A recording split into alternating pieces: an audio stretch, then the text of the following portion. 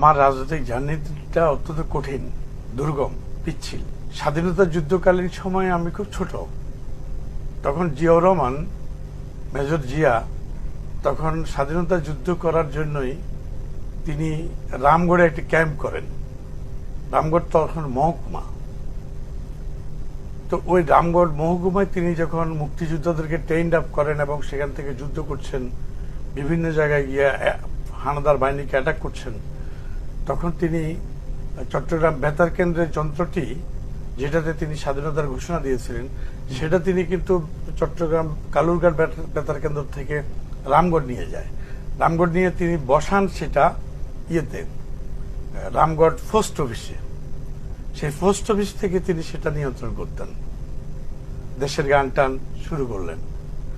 তখন আমরা এত ছোট যে আমরা তখন ওই পোস্ট অফিসে এটা দেখার জন্য চলে গেলাম। মাঠে যে ট্রেনিং দিচ্ছে সেখানে চলে যেতাম। তো আমাদেরকে মাঠের ভাবে ঢুকতে দেওয়া হতো না।